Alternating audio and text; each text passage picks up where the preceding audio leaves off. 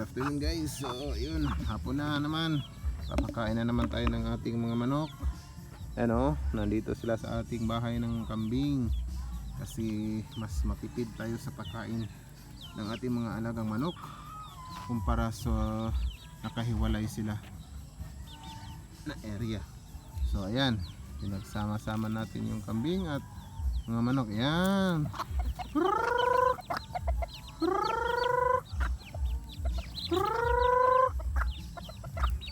Kasi ang mga sayang na feeds ng kambing ay kinakain nila.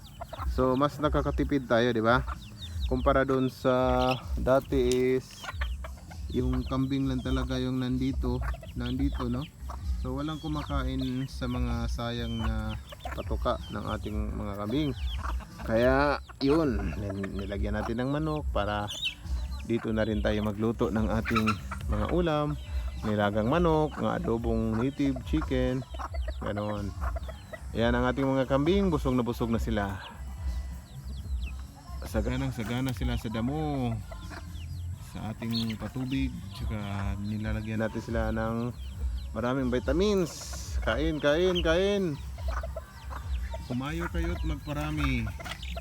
Aking mga meron nga pa pala akong mga maraming pabo sa kabilang lote guys, mga ka-farmers, at mga Rhode Island Red tsaka Hubbard, Black Australorp nandoon pa sa kabila kasi hindi natin sila madala dito ng maramihan kasi inuunti-unti ko pa kasi inoobserbahan ko pa kung ano yung mas maganda, no? So may mas maganda pa ba sa ginagawa natin, ganun lang. Tsaka yung mga kambing natin sagana sa damo, tsaka naka free range po sila. Kasi dati nakatali sila parang payat, iba talaga yung katawan nila pag naka free range lang. Yan. Kain.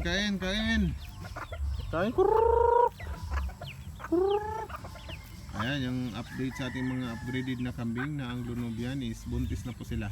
Yung ama nila is purebred Anglo-Nubian. Ayan. May rito sa isang kambing na ito, parang tulala.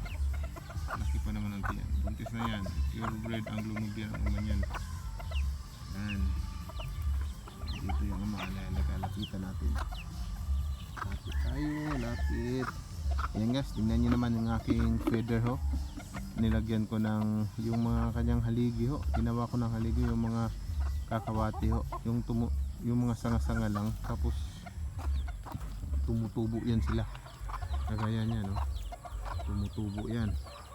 Kaya maganda sa ating goat farming guys, yung mga halaman na nasa paligid is talagang kinakain ng ating mga kambing, kagaya ng Madre de Agua, malunggay, bayabas, kakawati, ipil-ipil, saging at napier at marami pang iba guys.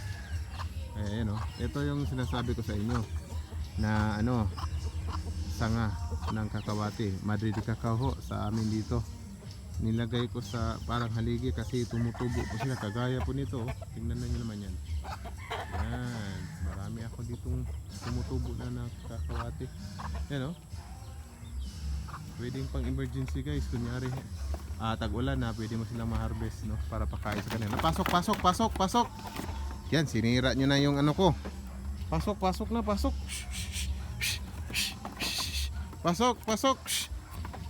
Bim. Pasok na.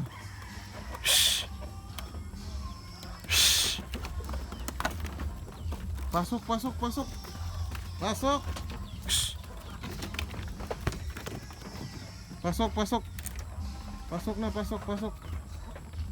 Yan, pasok na tayo guys, ating maliit na kambing house.